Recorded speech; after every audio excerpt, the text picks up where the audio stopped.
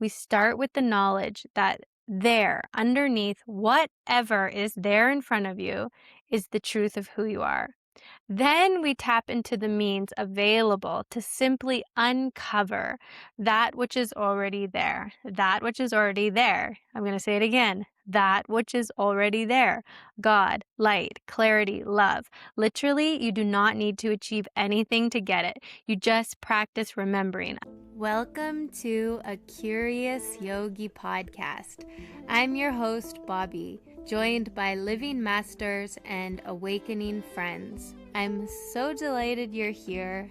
Now let's get curious. Welcome back to a Curious Yogi podcast. I am coming to you from a very special place in southern Alberta in very rural Western Canada, where my parents live, where I spent my summers growing up as a child, and my grandparents' ranch.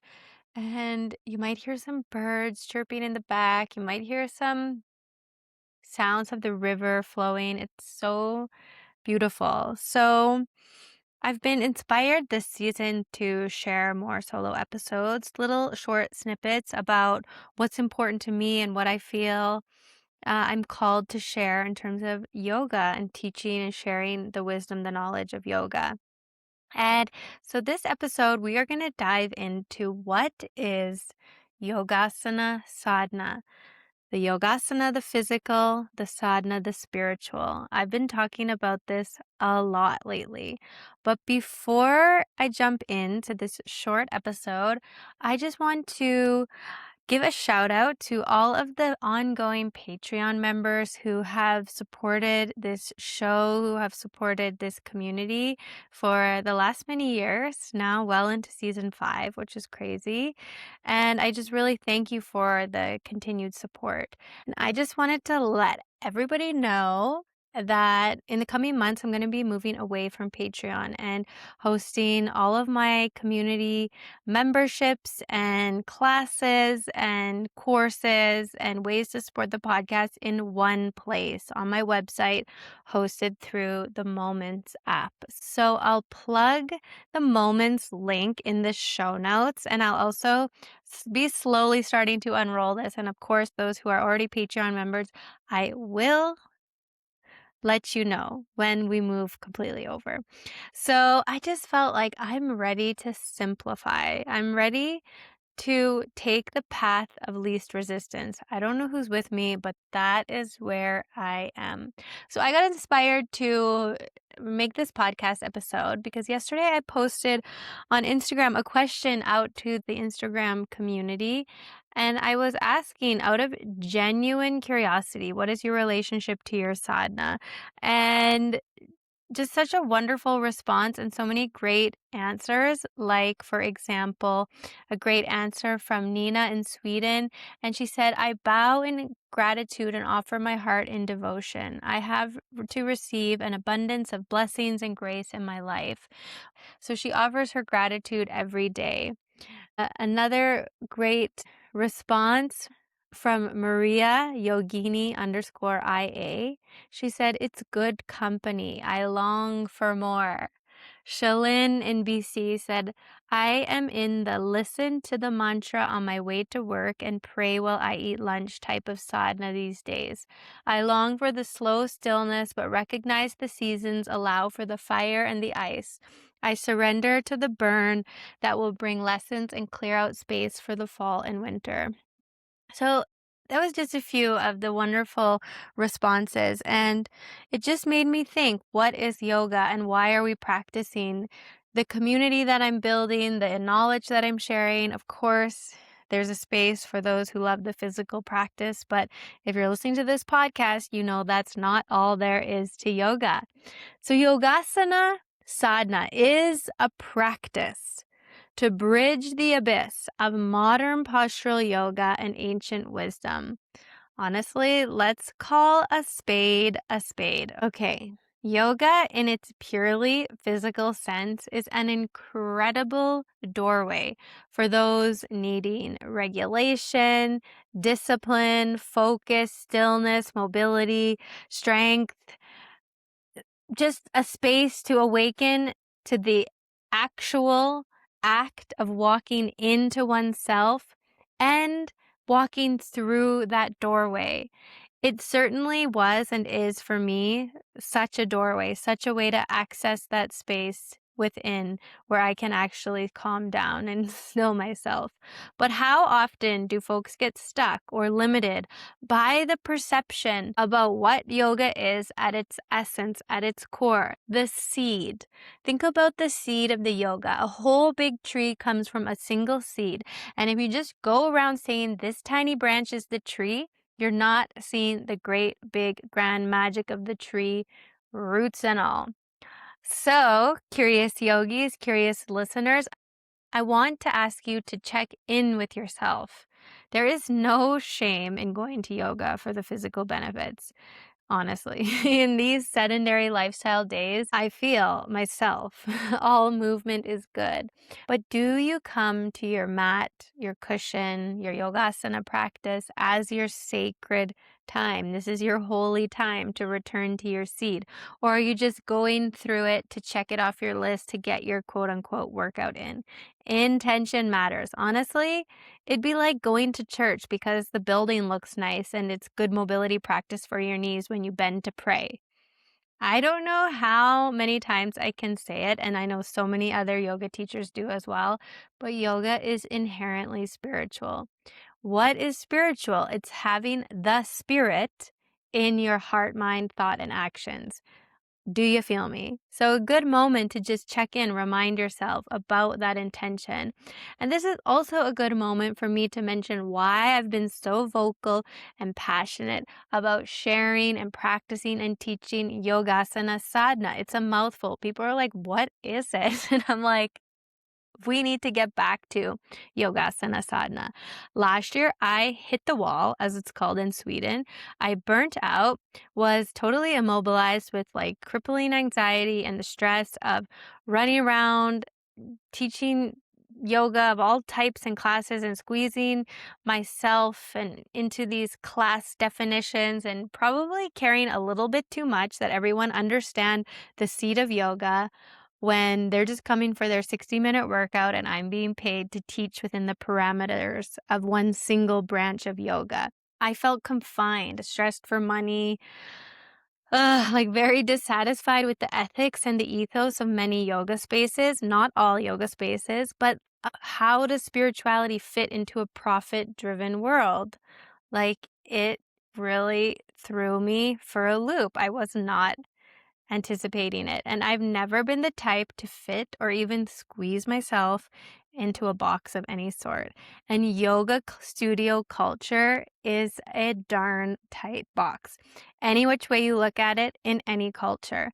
But it's fine, it's there, and it serves as a pathway to yoga, to healing, to regulating, to understanding, to perceiving life in the light of the knowledge of yoga. But I just want to reiterate that it's a path. It's a step on the path to going deeper. So at the beginning of this year, I decided never again will a mental health nurse tell me, the yogi, to practice what I preach. And there was truth in that. A little bit cruel that how could a yoga teacher get burnt out?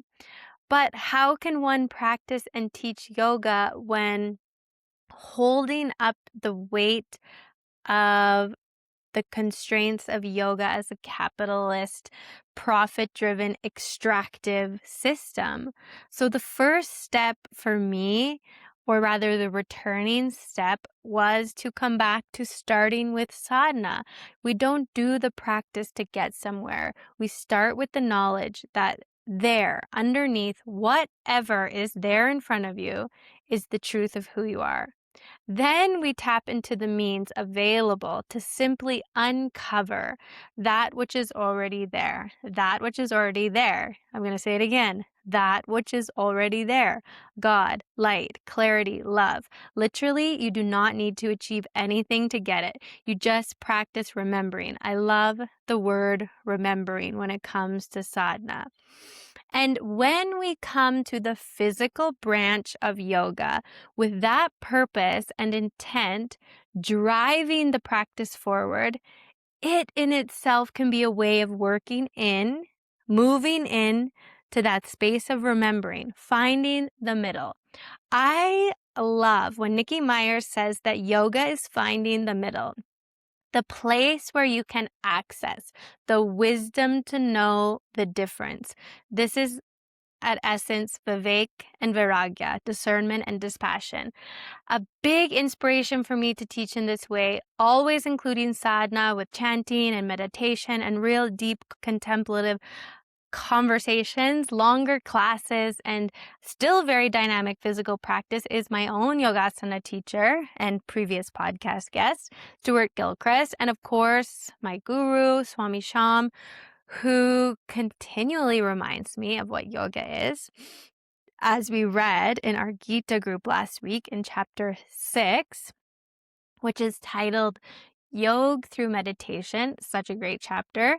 In verse 3, Krishna says to the very mighty and also very confused, hello, been there, warrior called Arjun, he says, I have used the word yoga again and again, which means the state of unity with your highest self, God.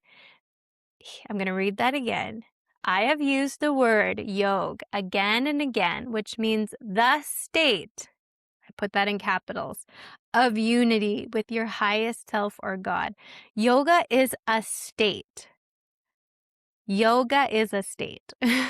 It's hard for us to wrap that around because even in the language that we use, I'm going to do yoga. I'm doing yoga. But we can't do yoga if yoga is a state. It's a state of who we are. It's a state of unity with your highest self, God. There's a ... because Krishna goes on and on. And I just want to make a little side note, a little asterisk. Please, oh please, if you are developing in your practice, let's please never look down or ride the spiritual high horse for the modern postural yoga practitioners just out there for mobility and physical health. We can hold two truths at once. We can practice living in the middle, where we access the wisdom to know the difference. So we know the difference between physical yoga and the essence of yoga. We can practice being in the middle with open hearts and critical minds, for that too is yoga. And we hold the pairs of opposition. That's what the yogi does. We hold the opposition. So if you're ready for your yoga practice to mature into Yogasana Sadhana, a physical pathway into your spiritual understanding of who you are, consider joining my practice community online. You get access to twice weekly 90-minute classes, a monthly satsang with podcast listeners, a monthly pranayam session, and just a wonderful growing community of curious yogis who are walking through the door. That's it. We are all taking the step into the abyss, into the unknown.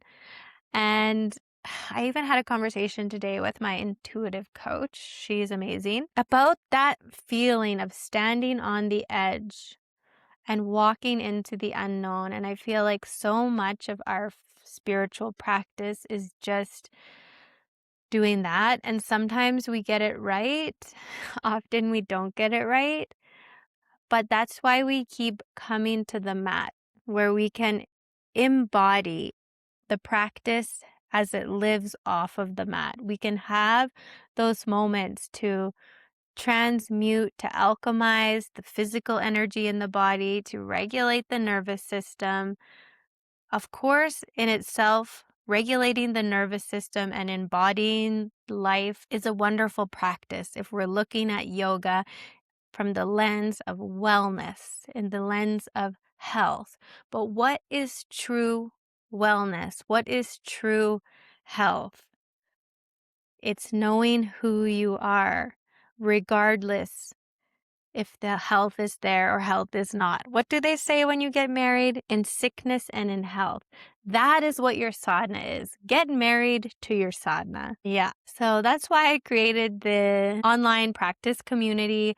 It's why I've created the online Curious Yogi community. So in the coming months, as I mentioned, I'm going to be migrating all the Curious Yogi and practice community into one cohesive home on Moments. You can download the app where you can reserve spots in my classes, read updates about the podcast, about retreats, get in touch with me directly, and track your own progress in your practice. So I'll just return to finish up to this question as we ebb and flow on the waves of alchemizing our sense of humanness into our sense of greatness, that being inside that seed that is the source, one with all. And as easy and as tricky as it may be, how, in the midst of it all, do you maintain your sadhana?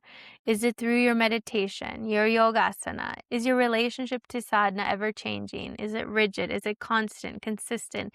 Is it filled with love or struggle? Is it in the small little breaths? And just to finish, a couple more responses from some of the legends on the Instagram post yesterday, honestly. We had Lua from Brazil. She so beautifully said, "I am always changing my sadhana. I use it to listen to my heart and my body. Sometimes I meditate, sometimes I practice asanas, sing mantras, do journaling, take a tarot card, sometimes ride my bike and swim in the ocean. But every day I try to connect to myself, and this for me is the most important thing to do in my sadhana, is to connect to yourself." I love that. And finally, dear Carolyn in Wales, her Instagram handle, Sober Happy 60s, love it. She said, "Ever-changing play is exactly the right description. It is daily, but the days look wildly different. Currently, Ram Dass Here and Now podcast is always playing in my car." Oh my God, I love that one. Yesterday it was asana on the beach. Today was a 20-minute group meditation. Today, 20 minutes alone. Every Sunday, satsang with Lars and Rashmi. No 2 days are ever the same. No 2 days are ever the same. So I just invite you, dear listener, what is your relationship to your sadhana? Do you have yogasana in your practice? So just a moment to reflect, to think, to consider. And I can't wait to share next week's podcast episode with you. Another incredible guest. And thank you so much for being here with me on the beautiful ranch in southern Alberta. What a joy. And also, just to finish, I'm doing some handouts for Norwegian Yoga Festival. I'm teaching that next week, some mantra handouts. And I found this quote. I don't even know who wrote it. It said, "Gratitude is the greatest prayer. Thank you is the greatest mantra." So thank you so much, everybody. Amaram Ham, Madaram Ham, Hari Om Tat Sat. Thanks for listening to this episode. If you enjoyed what you heard, please consider supporting the show at patreon.com/A Curious Yogi podcast. And please leave a review. It really helps the show reach more people. Let's stay curious, connected, and keep walking the path together. In total delight, this is Bobby signing off until next time.